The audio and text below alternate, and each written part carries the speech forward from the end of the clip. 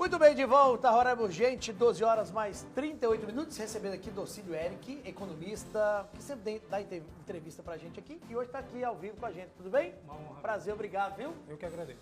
Olha, ontem nós tivemos aí um dado importante, né, a gente divulgou, importante no sentido de se preocupar para isso, que 70% do roraimense está devendo. Aí eu já aproveito para falar o seguinte, é uma preocupação, é um problema do Brasil, não de Roraima. O que é dívida e o que é conta para pagar? Perfeito.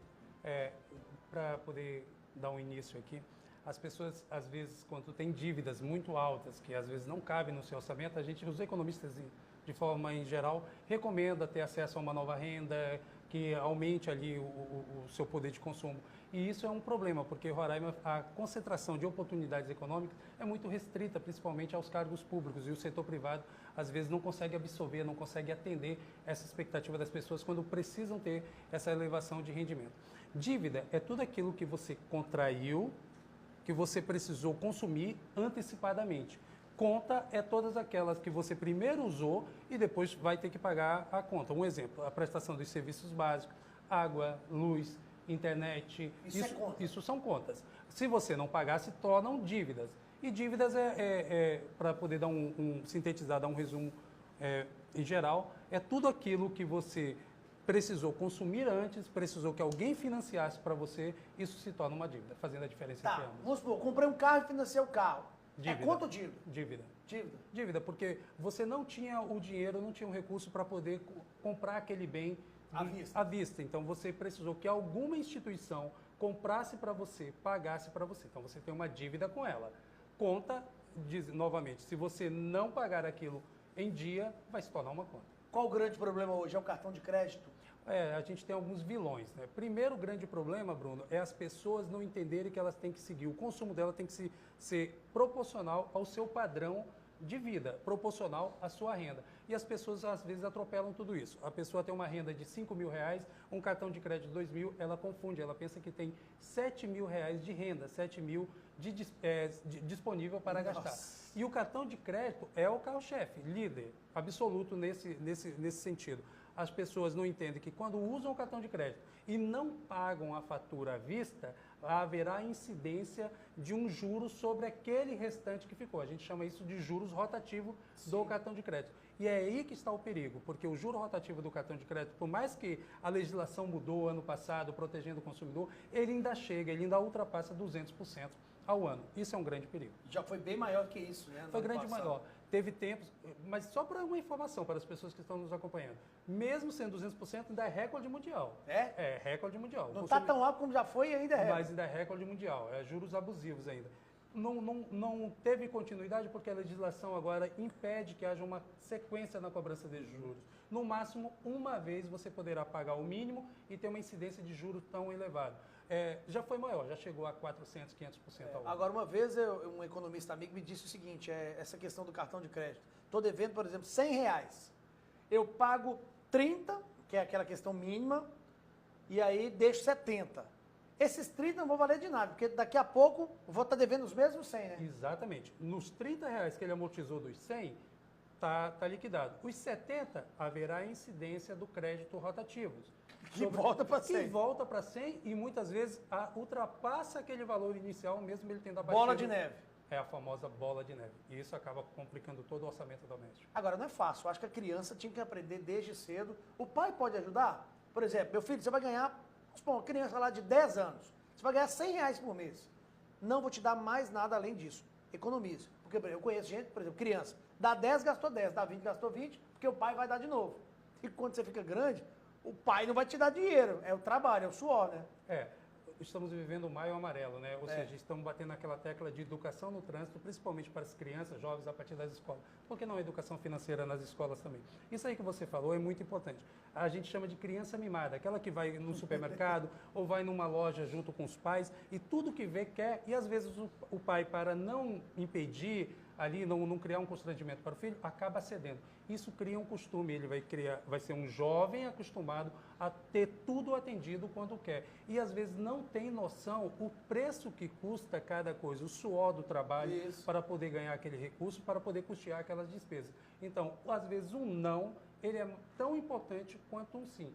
E gostaria muito, quem sabe, num futuro breve, que a gente tenha a disciplina financeira, economia financeira nas escolas, para você poder dar uma noção aos jovens, às crianças, que tudo que ele quer tem um preço, tem um custo. Hoje nas redes sociais, né, nós pedimos às pessoas para mandarem perguntas. Só falando sobre aquela questão de 70% de pessoas, 70,6% do roraimense, né, endividado, a análise foi feita pela Federação do Comércio de Bens, Serviços e Turismo do Estado de Roraima, tá bom? Posso fazer uma observação Sim, sobre claro. esse número? Isso é muito ruim para o comércio local. Não gira, né? Não gira, porque você veja, as pessoas não vão ter mais acesso ao crédito ou poder se endividar com novas unidades de consumo e isso acabaria fomentando o comércio, promovendo o crescimento econômico.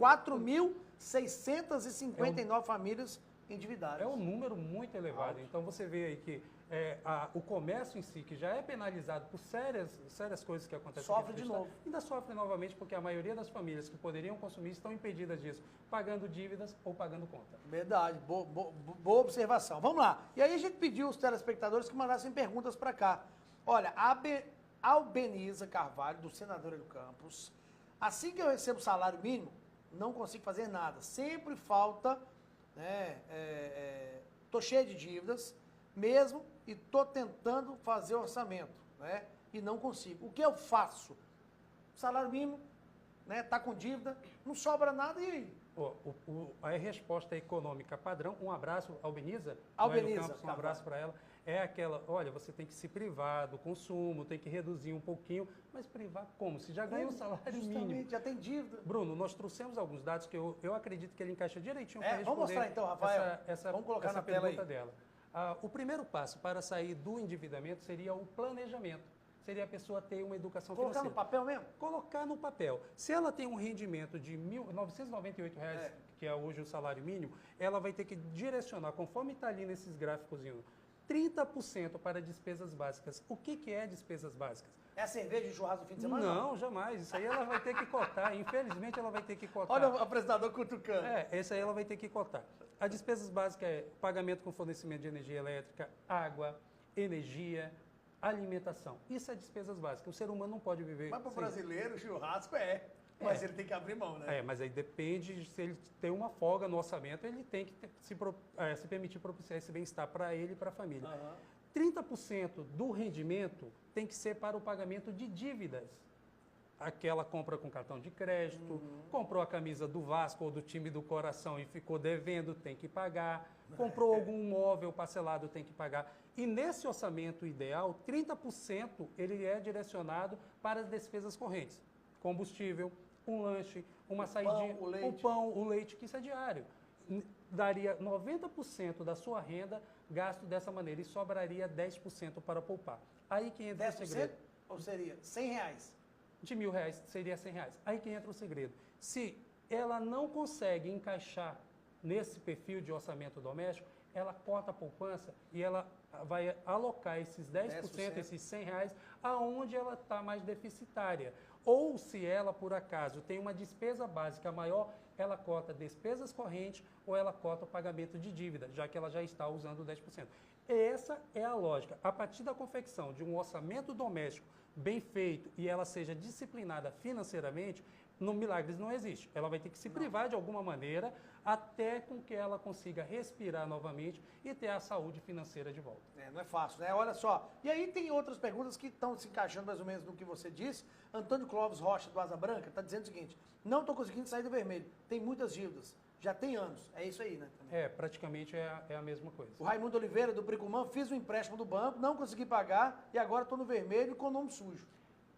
Para o Raimundo do Precumã, meu bairro, um abraço para todos os vizinhos lá do Precumã, trouxemos dados também que eu acredito que ajuda a responder. O principal problema das pessoas que contraíram dívidas é o valor da contratação dessa dívida. As pessoas precisam entender que banco e instituições financeiras, elas vivem, digamos assim, de lucro, exato, de ganhar dinheiro. Então, elas vendem dinheiro, compraram o dinheiro, pegaram o dinheiro de um poupador a um preço mais barato e vendem para um tomador de empréstimo, para uma pessoa que esteja deficitário financeiramente naquele momento. Porque enquanto alguém está chorando, tem alguém vendendo lenço. Perfeito, gostei dessa. Eu vou levar para a vida esse ditado. Então, as pessoas precisam entender que muitas vezes as instituições praticam taxas de lucro, taxas diferentes, taxas de juros diferentes. Então, tem muitos casos, Bruno, que a pessoa contraiu uma dívida a uma taxa bem elevada e existem outras instituições que fornecem a mesma modalidade de empréstimo a taxas menores. Ou então um banco, não vamos citar nome de nenhum, um banco qualquer. Ele tem lá o CDC, que é o crédito direto em conta, e ele permite ao servidor, seja ele funcionário público ou seja ele carteira assinada, desde que ele esteja dentro de uma formalidade empregatícia, permite o crédito consignado, que é uma taxa de juros menor, porque ele apresenta a garantia, como garantia, o próprio salário. Então, mas a massa não sabe disso. Não é sabe. questão da educação, né? É a questão da educação e as instituições financeiras, elas preferem vender o dinheiro mais caro do que vender o dinheiro mais barato. E como é renegociar uma dívida? As pessoas, é esse mesmo sentido. A economia, ela vive de ciclos. Tem ciclos, tem momentos da nossa economia que as taxas de juros estão lá em cima, mas as necessidades de consumo são imediatas. Então, a pessoa, mesmo sabendo que vai pagar caro, ela contrai aquela dívida.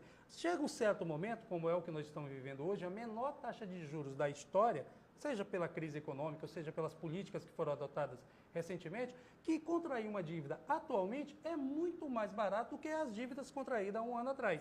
Então, as pessoas podem fazer um novo endividamento agora para pagar aquela dívida antiga e com uma parcela, digamos assim, mais barato que caiba no bolso. Beleza, vamos lá. Leonardo Silva, nome do zagueiro do Atlético Mineiro, né, do Pedra Pintada.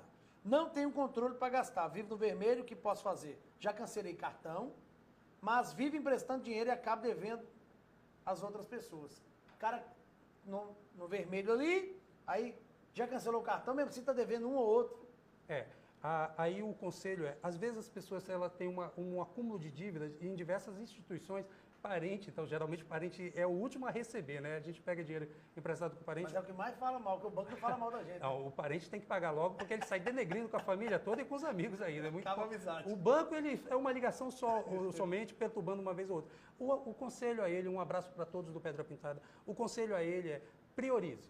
Qual é aquele que está te dando mais dor de cabeça? Qual é aquele que está tirando o teu sono? Não adianta, às vezes, você Não vai conseguir pagar tudo. fracionar a sua renda e tentar pagar todos ao mesmo tempo, que vai ser um pouquinho para todos. Isso não vai agradar ninguém. Então, entre em negociação ou então simplesmente paralisa ali naquele momento. As instituições financeiras têm um entendimento claro que um momento é de crise, então você alegue que não está conseguindo pagar, que vai parar um pouquinho, segurar, tenta entrar em negociação e prioriza aquele que mais precisa do seu pagamento naquele momento, aquele que está te dando mais dor de cabeça. Aí, com certeza, em um futuro breve, em um tempo adequado, a pessoa vai conseguir honrar seus compromissos. Beleza, então. Olha só, tem mais aqui, mais duas? Eu tenho só mais 3 minutos. Então tá. Aline Mota Curuviana, tenho cartão de crédito, mas estou devendo o banco. Meu cartão foi cancelado, meu nome está sujo. Quantos anos fico com o nome sujo? Ai, Aline, um abraço para a Aline. Mas essa pergunta da Aline ela é interessante. A legislação diz que o nome pode ficar constando, o nome vai ficar sujo para sempre. As pessoas, é uma ilusão que as pessoas pensam que o nome limpa depois de 5 anos. Mas só durante 5 anos que ela é impedida de fazer novo crédito SPC Serasa por causa do SPC ou Serasa. Nos bancos de dados dessas instituições, o nome dela sempre vai constar. Nos bancos de dados da instituição que ela deve, o banco ou o cartão de crédito, sempre ela estará devendo. Mas após 5 anos, não é que limpam, suspendem. Não impedem mais que ela contraia novas dívidas. Mas a dívida ela tenha acesso é ditativa que fala? Essa dívida vai ficar restrita àquela instituição. Não vai mais impedir dela ter acesso ao crédito. Muitas vezes, isso não é que seja um conselho, isso é uma prática que acontece. Muitas vezes as pessoas não pagam as dívidas no tempo antes de 5 anos. Quando vai chegando próximo aos 5 anos, as instituições credoras sabem que o nome dela estará liberado novamente para ter acesso ao crédito, aí fazem negociações melhores do que... Para os dois lados, inclusive. Para os dois lados. A instituição que está no prejuízo, ela promove uma série de ações que facilite o pagamento, porque ela sabe que chegando a 5 anos, aquela pessoa vai ter novamente o crédito liberado. A última agora, 1 minutinho para a resposta. É bom, o pessoal participou, viu? A gente trouxe só algumas perguntas. Edna, do Caranã. Bruno, tenho várias dívidas, não sei por onde começar. Você já respondeu mais ou menos, né? Queria me organizar, mas não sei como. A resposta, um abraço para todos do Caranã. Eu tive a oportunidade de dar aula no Caranã durante vários anos da minha vida. A resposta é aquela que nós falamos agora. Ela vai ter que priorizar aquela que causa mais dor de cabeça, aquela que está dando mais transtorno e que tem juros maiores. Essas aí, às vezes, que não dá para paralisar no momento, ela prioriza para começar o pagamento da dívida com essa e depois ela vai pagando aquelas menores. Ou então suspende as outras e priorize que ela já vai liquidando de vez gradativamente cada uma dessas contas. Não, foi ótima a entrevista. Deu para tirar dúvida de muita gente